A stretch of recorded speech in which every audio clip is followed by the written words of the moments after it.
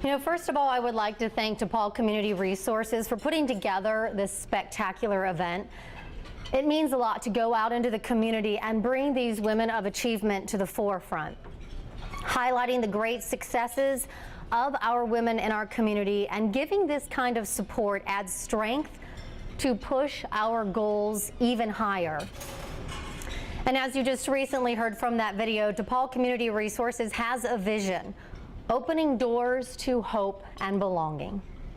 It's a vision that really translates to all of our lives. Hope fuels our desire to be better, to be successful. And a sense of belonging is the support that we all need to move one another forward. I can tell you, however, success doesn't always come wrapped in a pretty package. It's a lesson I learned and recently lived through. Let me tell you, there is nothing quite like the feeling of holding a child down as they scream for their mother with all of their might, with every ounce of breath they have in their lungs. It is a woman you know they will never see again. That was my summer. Ironically, I had worked hard for 2 years to get to that point. And I thought, wow, this is the payoff. My family spent the last 2 years, as you just heard, in the maze of international adoption, dealing with tear-inducing deadlines, paperwork, and government red tape to bring our 2-year-old son home from China. I want to translate that here today. Women who achieve, and this room is absolutely full of such ambitious women, understand the hard work that goes into the goals we set for ourselves, and that our successes aren't always obvious, and again, they're not always pretty. If you take a step back and take a look at what got us here, what made us successful, that is the key to the progress to push us forward. I had no idea I would adopt from China one day, nor did I know the challenges it would bring. Heck, I didn't know I was ever going to be a reporter or anchor. When I was 8 years old, I wanted to be a veterinarian. Then I realized you had to be good at science. Toss that right out the window. What I do know, though, is the support I received was an imperative part of my success, then and now. And I have no doubt it will continue to be the backbone of my success as I move forward. I want to start with what might seem as a small example to remind all of us, especially those of us who mentor younger generations moving into our career fields, just how important our words are, and to choose them wisely. After leaving my first on-air job after 8 very long months, my boss's parting words to me: most people get better. You didn't. Clearly, I still remember this decades later. He probably forgot by lunchtime. I left that job to take one that had a 3-week probational period, and I was sure, absolutely sure, I was so bad at what I did, I instantly began to look for other opportunities. My mom asked, "Why are you looking for jobs when you just got a new job?" I was actually a little annoyed with my mom, I have to admit. I thought, really? Are you going to make me go through this again? I'm no good. I'm not good at what I do, and in 3 weeks, when this probational period is up, I need to find another job. I need an income. Woo! Was my mom mad. She demanded my attention, and I am saying that kindly. She told me she never wanted to hear me speak like that again. And her anger at my lack of confidence actually snapped me out of my funk a little bit and actually helped me gain some of my confidence back. Then came the 3-week review. Secretly, I thought, oh, here it goes, and I braced for impact. That's what my boss told me. "We are so happy with your work that instead of giving you the $7 an hour that we wanted to give you, we'd like to offer you $7.25. To date, no quarter has ever compared to that 25 cents. It was the best, most well-placed 25 cents ever. And at that moment, my confidence began to grow, and I made a pact with myself. I would never allow anyone to squash me like that again. I got through that period because of the support I received from my, at the time, extremely unhappy mother and a boss who did believe in me. You know, I just read a comment the other day. It was kind of caught my attention, in LinkedIn of all places. Social media is everywhere. Each choice you make is a brick in the wall of your future. My mom made sure my future was strong, starting with her intense desire to remind me I should never compromise myself or my confidence. And neither should any of you. Over the past few months, I ran into some of the women who were nominated for today's Women of Achievement Luncheon. And there was a common theme that I heard from everyone. I don't know why I was nominated. I wasn't deserving. I don't know what I did. And I'm right there with you. I have to share with you, just the other day, I had a dream that I actually came up here on stage. And it was actually this old, dingy, dark, vacated, still not used VFW hall. And there were these two wooden circular tables with some old men sitting around them. I had my speech all prepared, and this guy was taking this plastic cloth over the third one and said, "I'm sorry, ma'am, we really thought there'd be more people that would show up. But we got this third table ready just in case they do show." So we all have our moments of lacking confidence, and obviously I was part of that.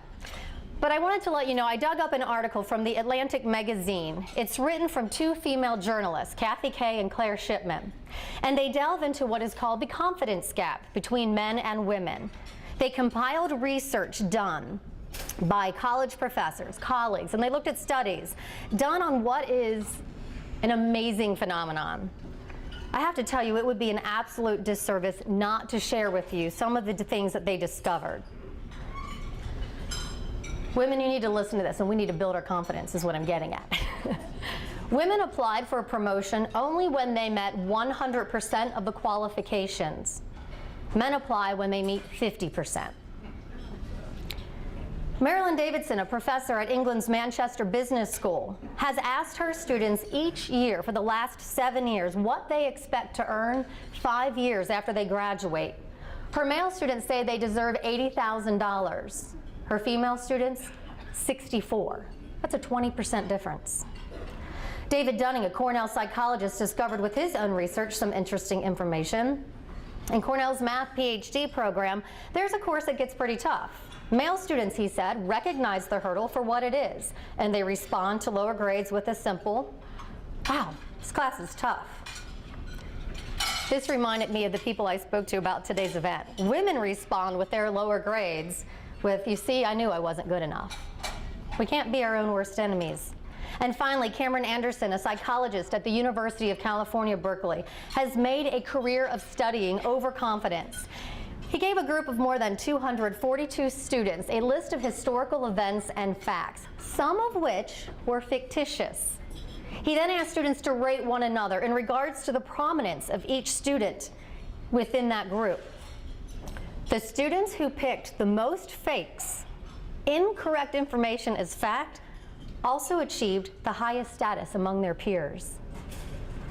They didn't have confidence or the intellectual ability, clearly, but they were confident when they checked off those incorrect historical facts. And it's that confidence that shines through. Bottom line, these two female journalists discovered their article on the confidence gap. Having talent is not just about being competent. Confidence is a huge, huge part of that talent.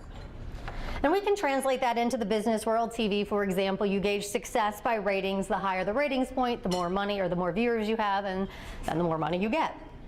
In law firms, the more clients you bring the firm, the more money the firm will make. And of course, it goes on. And unfortunately, research also shows when women prove such successes and choose to be confident and make it known, bosses, both male and female, may look at them unfavorably, maybe perceive them as cold. And in the professional world, I hear plenty of women, too many women, talking about the proverbial glass ceiling. And I have no doubt most women, if not every one of them here, because you are all achievers, have bumped your head on it from time to time. When you put that foot down at work, you make that huge decision and you're called a diva. Your male counterpart does the same, and he gets promoted to management. Sorry guys, but it happens. Now, I'm not sharing this with you to be your buzzkill for the day. I'm sharing it because I believe knowledge is power, and we can still work around the challenges that are thrown at us. Women need to work as a team. During those moments when you feel defeated, that's when we need to support one another. Lift one another up. And for those on the top side of that glass ceiling, bust on through, grab a hand, and pull somebody up next to you.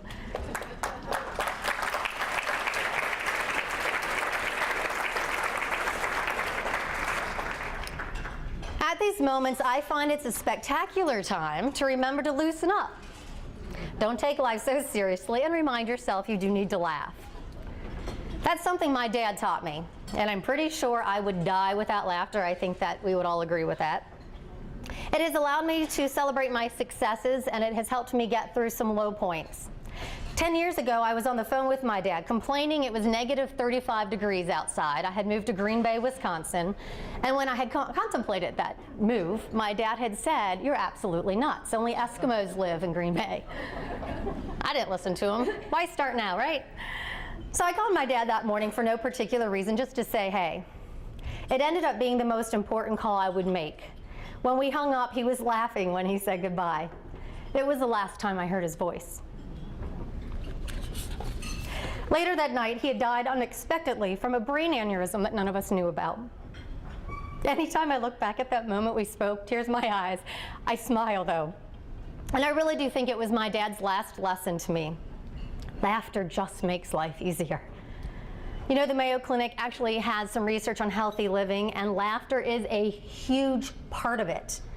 It helps your physical health. It's like internal jogging, they say, with it temporarily increasing your heart rate and blood pressure, and then you have that muscle relaxation and the decrease of blood pressure. And it helps your intellectual health. It has actually been found to enhance employee morale, resilience, and belief. The confidence, there's that word again, in one's abilities in the workplace. It helps your emotional health, as it's a great coping skill. And it solidifies friendships, which makes people feel included. Back to that opening doors of hope and belonging. And it helps with spiritual health, fostering connection and compassion. Now, sometimes we all know, though, you have to get down to business. We all have work we don't necessarily want to do, but you have to. My sister always gave me advice during those moments. You just do it, because you have to. So put your head down, get through it, and move on. Quite honestly, that's how I got through those early days after my dad passed. A lot of people ask me that, and the answer was I didn't have a choice. You just do it. 2 years ago, my sister reminded me of that advice when my husband and I set out on one of our biggest journeys, adopting our 2-year-old son. We didn't know he was going to be 2. We didn't know he was going to be a he.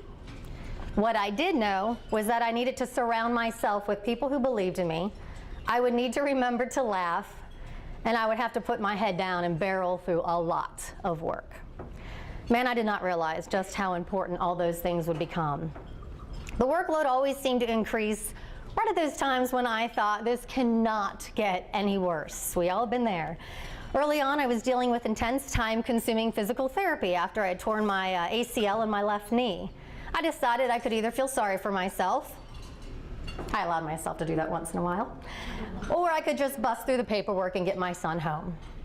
The work went on, but at that time, with still no face, no child to attach to all that paperwork. And then last September, while we were at the happiest place on earth, it's not a big secret, it's right down the road in Orlando, Florida, we got the call, the referral. Our case manager, she called and said, I have a little boy, he's 1.5 years. He has a cleft palate that still needs surgery and a cleft lip that's already been repaired. He's yours if you want him. She sent us an email with the information they had, medicals, history, pictures. So as we ran from Space Mountain to It's a Small World, we made one of our biggest life decisions. And let me tell you, when I opened that email, the first thing I saw was his picture, these big, brown, genuine eyes, just staring right at me. I knew he was ours. I literally gasped as my husband told me, reel it in. Reminding me he wasn't ours yet. As the months moved on, all the deadlines and paperwork now had a little boy behind them. That's where the support of family and friends kicked into high gear to help me clear my head, vent, cry, you name it, so I could focus on the workload.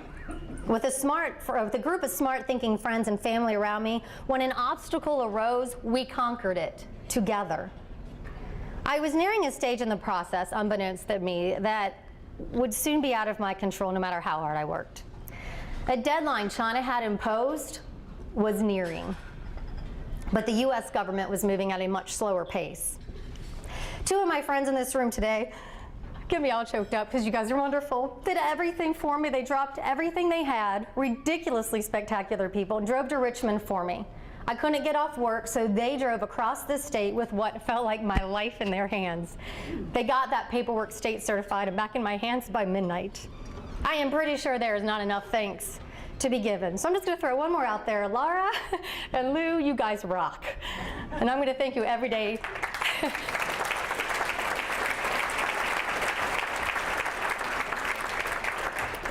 And I will thank you every day from now until eternity.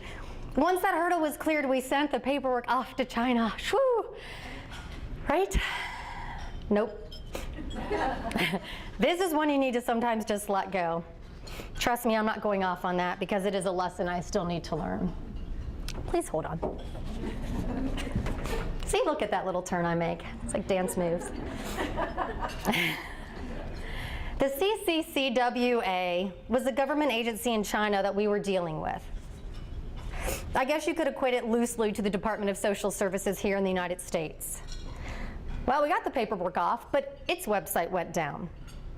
The website stayed down for days. Those days were the final days before the deadline. If that paperwork Lou and Laura had just driven across the state to get certified did not pop up on that website in time for the deadline, we would lose our little guy. The deadline landed on Friday, November 29th in China, which 12 hours earlier here in Virginia was Thursday, November 28th, this past Thanksgiving. I tried to reassure myself it was okay, that if we didn't make the deadline, it just meant he would go to another family that worked just as hard as we did, and they would love him just as much. It didn't work at all. I bawled as I drove back to Cincinnati for the holiday, my 4-year-old in the back seat. My husband had to work. He wasn't there. Probably happy about that. At 8 p.m. on Thanksgiving night, I was well aware it was now 8 a.m. the next day. Offices were opening in China. This was the deadline. Friday was it. I stared at my cell phone, waiting for that email to ping. 9 o'clock came and went. 10 o'clock came and went. 11 o'clock came and went. I decided to go to bed, because I'd be successful, I'm sure, at that. At 11:28 p.m., my phone dinged, and I thought, oh, I forgot to turn it down. So as I grabbed it, the ping was a new email from my manager, the case manager at the adoption agency, and I opened it. We made it with only hours to spare. Whew, we made this deadline after 2 hours of work, 2 years of work. Our little guy was going nowhere but home with us here in Roanoke, right where he belonged. It took several months to get all the paperwork processed and finally get our travel approval. And as you just heard, in June, we made that trip to China to bring home our now 2-year-old son. It brings me back to that ugly success. He's home, but it hasn't been easy, but he's home. He was abandoned when he was 1 month old on a busy city street in Xiamen. At 2 years old, he was torn from everything he knew, from the foster family who had raised him for most of his 2 years. But he's a survivor, and so is the rest of our family. The first month or two, I should say, after Gotcha Day, as they call it, as I held him down, sometimes for more than an hour, screaming at bedtime for his mother, who again clearly wasn't me, it stunk. I joked with my husband in the midst of one of these stellar moments. As he was screaming, I was singing Twinkle, Twinkle, Little Star. That I thought this was pretty much a scene right out of some horror flick, but it was so disturbing that it didn't even make the final cut. When I look at the lessons I've learned, the advice I've been given, it comes from my mom, my dad, and my sister. The people who surrounded me from the very beginning, and it makes me realize just how important my job is now. to teach those same life lessons to my 2 boys. Of course, that list of life lessons has only grown as I have met more people who have new and different ways of looking at the world. And sure, it's been a stressful couple years, but I think that normalcy is finally starting to creep back in. And I made a commitment to myself, and all of us should do this. Take time for ourselves. Ironically, I've even found humor in those moments. I've embarked on yoga, but instead of trying to touch my toes, I catch myself half the time gaping at the woman next to me, Cirque du Soleil, who's on one pinky finger. But hey, again, remember that whole success isn't pretty. I just try to remind myself of that. Now, whether you hope for the next big break in your career or balance on your pinky, and whether you want to belong to the A team at work or like my son, just looking for your place, some peace and a new family, it's all up to all of us. Open those doors to hope and belonging for everyone around us. I've discovered all you have to do is give support and you will get it back. We cannot do this alone. We need that support and we need to work hard. And of course, don't forget to lighten up a bit. You have to have some laughter mixed in there somewhere. I want to give congratulations to all the women of achievement here today. You deserve every bit of recognition you have gotten. And I want to thank all of you for showing up today, because I'm not sure how I would handle this with 2 old dudes with 2 tables just staring up at me. And with that, again, congratulations to all the women here. Thank you.